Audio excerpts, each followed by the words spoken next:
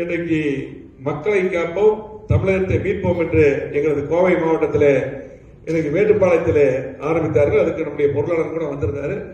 இன்னைக்கு சிறப்பான முறையில் ஆரம்பித்து இன்னைக்கு 100 தொகுதிகளை கடந்து இந்த பயணம் வெற்றிகரமாக கொண்டு ஒவ்வொரு மாவட்டத்திலும் ஒவ்வொரு தொகுதியிலும் மக்கள் அவரை வரவேற்று எப்போ எந்த நேரத்தில் எடப்பாடியுடைய பஸ் வரும் அப்படின்னு எதிர்பார்த்துட்டு இருக்காங்க.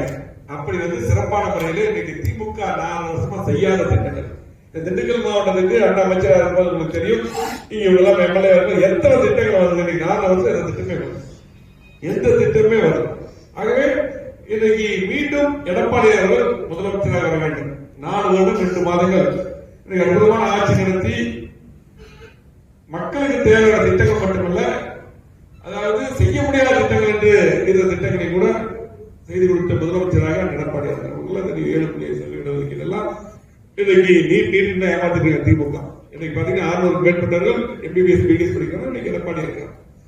மருத்துவக் கல்லூரி இன்னைக்கு நம்ம சொல்றது ஒரே முறை என்ன சொல்றாங்க, பாரதிய ஜனதா கட்சியோடு எப்படி சேர்ந்தீங்க படித்த கேள்விதான் கேட்டிருக்காங்க எல்லாரும் திமுக மீடியா எல்லாம் சொல்லி இது ஒரு இது அதுதான் பண்ணாங்கன்னா, அதனால நீங்க காங்கிரஸ் நீங்க மற்ற கட்சி எல்லாம் சேர்ந்து கூட்டணியா இருப்பீங்க.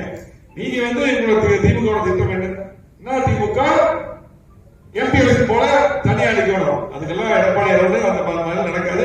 எடப்பாடி தெளிவாக பாரதிய கட்சி மட்டுமல்ல இன்னும் அதிகமான கட்சி கண்டிப்பாக நிச்சயமாக 2026 எடப்பாடி முதலமைச்சர் வருவார். என்றைக்குமே திமுக ஒரு முறை ஆட்சிக்கு அடுத்த வராது. அதுல தெளிவா இருக்க. கண்டிப்பா அதிமுக அம்மா சொன்னது போல இந்த கட்சி ஆட்சியும் இன்னும் 100 ஆண்டுகளுக்கு மேல் இருக்கும், தொடர்ந்து ஆட்சியில் இருக்கும் என்று சொல்லி எடப்பாடியாரை பொறுத்தளவுக்கு நீங்க ஒட்டுமொத்த மக்களும் ஒவ்வொரு தொகுதியிலையும் பார்த்திருப்பீங்க, டிவியில் பார்த்திருப்பீங்க, நேரில் பார்த்திருப்பீங்க. ஒரு தொகுதியில் எவ்வளவு இருந்தா அது தொகுதியில் அதை விட பிரம்மாண்டமான கூட்டம் வரவேற்பு மாநாடு போல ஒவ்வொரு தொகுதியிலும் மாநாடு. இன்னைக்கு பாத்தீங்கன்னா சில புதுசா ஆரம்பிச்ச கட்சிகள் நாங்க பெரிய மாநாட்டு என்னமோ பேசிட்டு இருக்காங்க. அதெல்லாம் மக்களுக்கு தெரியும். அதிமுக பொறுத்தளவுக்கு 31 ஆண்டுகள் இன்னைக்கு ஆண்ட கட்சி, அதிகமான திட்டங்கள் நடந்த கட்சி. அது மட்டுமல்ல கிட்டத்தட்ட 53 ஆண்டுகள் கிட்டத்தட்ட பொன்விழா கட்ட இயக்கம்.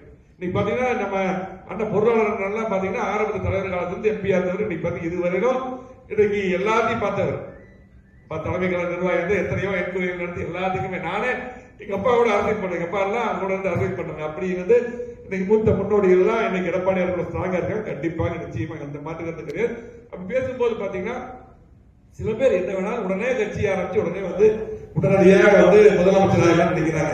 அதெல்லாம் நடக்காது. இன்னைக்கு அதிமுக பொறுத்தளவுக்கு இன்னைக்கு மக்களுக்கு அதிகமான திட்டங்கள் கொடுத்திருக்கிறோம். இன்னும் எடப்பாடி திட்டங்கள் நடந்துட்டு திமுக எதுவுமே பண்ணல. மக்கள் தெளிவா இருக்காங்க. அதிமுக ஆட்சி எடப்பாடி முதலமைச்சர் ஆக வேண்டும் என்று எதிர்பார்க்கிறாங்க. கண்டிப்பா நிச்சயமாக நடக்கும். வருகின்ற பொழுது திண்டுக்கல் மாவட்டத்திலையும் பாத்தீங்கன்னா அண்ணா இருக்கும்போது அமைச்சருக்கு நிறைய திட்டங்கள் கொடுத்தாரு. மீண்டும் 2026 பின்னால் அதிகமான திட்டங்கள் மீண்டும் விஜயவாடக்கூடிய அதுக்கு எடப்பாடி முதலமைச்சர் அவர்கள் இங்க ஒவ்வொரு தொகுதியா அவங்க பாரு.